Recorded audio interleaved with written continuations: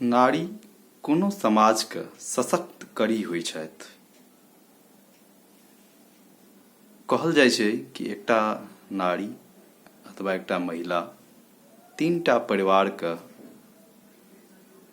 पालन पोषण और अपन कंट्रीब्यूशन दै लेल जिम्मेदार होइ छथि। नारीके महत्व आरंभ काल से रहल गेल हँ, लेकिन आइयो समाज में पितृसत्तात्मक वर्चस्व देखे ले भेटैत अछि। अहाँ सबके स्वागत अछि मिथिला सेंटर यूट्यूब चैनल में। आइ हम नारी के दशा दिशा और एखुनका जे स्थिति छै एहि पर एकटा समग्र विश्लेषण प्रस्तुत कऽ रहल छी। अहाँ सबसे आशा है कि ई वीडियो जँ नीक लागे तो लाइक शेयर सब्सक्राइब करू। ई सब कहै छै, हमहूँ एकटा रिक्वेस्ट करलहुँ। देखियौ, नारी हमर सबके समाजके, राज्यके और राष्ट्रके दशा और दिशा देखबैत आयल हँ। महिलाके एकटा संवेदनशील वर्ग में शुरू से राखल गेलै। कारण छलै कि हुनका जे रूप से सशक्त करबाक चाही, खासकर हम सब स्वतंत्रता काल के बाद से बात करी,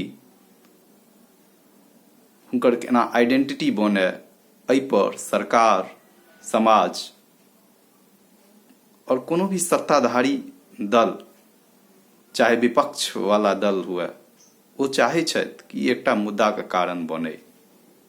और यह कारण छै कि इनकर महत्व और प्रासंगिकता हरदम बनल रहै छनि। लेकिन विडंबना ई कि आइयो जे प्रयास कयल जा रहल अछि समाज के स्तर पर, राज्य के स्तर पर, राष्ट्र के स्तर पर, ओहिमे बहुत केस हरदम देखे ले भेटैत अछि जहिठाम महिला अपना आप के अपमानित महसूस कऽ रहल छथि। उदाहरण के तौर पर समाज में, खासकर राष्ट्रीय राजधानी कहल जाइ छै दिल्ली, चाहे कोनो महानगर में देखियो जहिठाम शिक्षित लोक सब रहै छथि, देश के बढ़बै लेल जे एकटा इलीट क्लास छै ओहिठाम रहैया, देश के आंतरिक सुरक्षा के केंद्र बिंदु प्रशासनिक अधिकारी ओहिठाम जमावड़ा रहै छनि। लेकिन तकर बादो बहुत केस एहन अहाँके भेटत कि जे समाज पर कलंक के गाथा गाबैत अछि। लगातार बलात्कार, लड़की के संग यौन हिंसा, उत्पीड़न और मोलेस्ट के केस देखबा ले भेटैत अछि। कोनो एक दिन नहीं भेटैया एहन जहिया पेपर में या कोनो भी सोशल मीडिया के माध्यम से अहाँके ई खबर नहीं भेटे जे हुनका संग किछु गलत व्यवहार भेलनि। तो एहन तरह के केस हरदम सुनै ले भेटैत अछि। तो एकटा सशक्तिकरण के अभियान सेहो चलवल जाइत रहै छै हर हमेशा। लेकिन हमर मानव अपन जे हमर सोच अछि वो है कि समाज के स्तर पर जरूर हुनका जे छै से बढ़बै के सरकार के प्रयास करबाक चाही। लेकिन जे सोचे वो तखने बदलत जखन कि ओ पीड़ित वर्ग जे 10% 20% अपन बदौलत आगू औती, अपन बदौलत आगू बढ़े के कोशिश करती और कोनो भी इशू के लऽ कऽ संघर्ष करती, अपन आवाज उठेती, तखने वो हुनकर अपन वास्तविक हक भेट सकै छै। ओना मिथिला के गप करी या फिर मिथिला से बाहर, तो शुरू से वैदिक काल में, ऋग्वैदिक काल कहि सकै छियै, ओहिमे अहाँके मैत्री और गार्गी नाम के महिला के देखियौन जे केहन पैघ योगदान रहनि। तकर बाद अगर मध्यकाल के बात करी रजिया सुल्तान भेलै, नूरजहां भेलै, जोधाबाई भेलै, ढेरो महिला अपन छाप छोड़लथि समाज पर।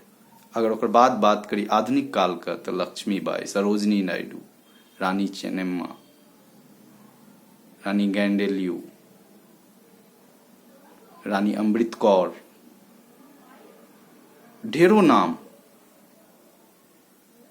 जो पूरा विषय पर एकर बात कल जाए तो समय बीत जात और उनकर सबके देख सकै छियनि उनकर कंट्रीब्यूशन, उनकर एकटा समाज के लोग एक्सपेक्टेशंस केना ओइ टाइम में एकटा समाज के दशा दिशा देखेलखिन, केना आगू बढ़लथि। ई गप नहीं छै कि हुनकर टाइम में कोनो चीज के विरोध नहीं होइत हेतै या केना की होइत हेतै, लेकिन देखियो हुनकर देखियो केहन तरह के कंट्रीब्यूशन होइ छनि, कते समस्या के फेस क के आगू बढ़लथि।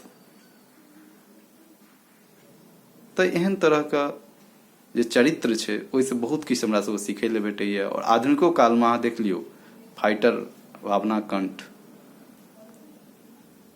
अवनी चतुर्वेदी,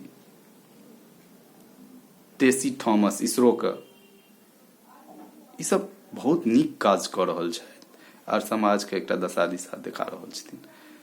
एकर बाद यदि बात कयल जाय जे हुनकर आब के सिचुएशंस के अनुसार सरकारो एहिमे प्रयासरत अछि, एहन नहीं छै कि सरकार प्रयास नहीं करै छथि, लेकिन जेना किछु आंकड़ा डरबैत अछि हम हरदम हमेशा। अहाँ 17वीं लोकसभा चुनाव के गप अगर करी 2019 में जे भेल रहे, आ 545 सीट में मात्र जे छै 74 या 78 किछु एहन टाइप का लगभग प्रतिनिधि, महिला प्रतिनिधि चुनि के अबै छथि संसद में। लगभग 14-15% उनकर पार्टिसिपेशन छनि अगर हम परसेंट में बात करी। तेनाही अगर बात करी जाए जिस देश में अगर 92 या 93 टा लगभग चीफ सेक्रेटरी अगर छथि तो मात्र ओहिमे 13-14 टा जे छै ओहो लगभग 14% कहि सकै छियै से महिला छथि।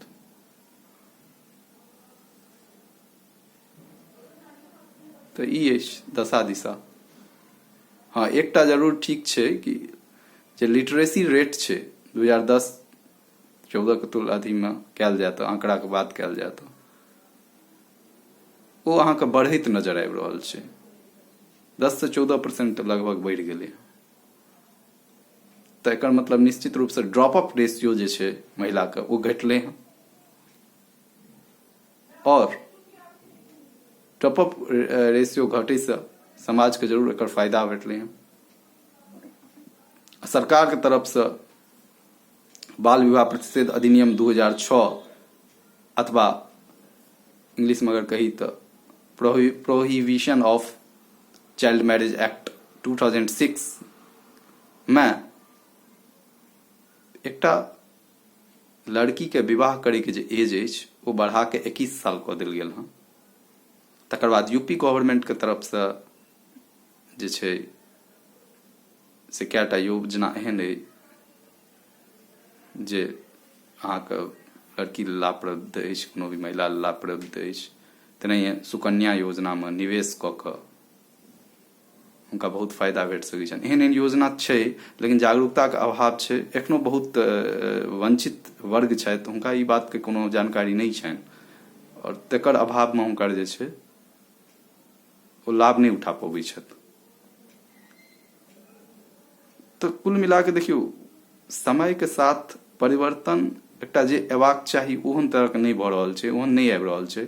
मॉडर्निटी के नाम पर हम सब बहुत सब चीज के अथी कऽ रहल छी, बढ़ा रहल छी, लेकिन एकर जे एकटा रिजल्टेंट जेहन रूप में हेबाक चाही समाज के ओ नहीं भेट रहल छै।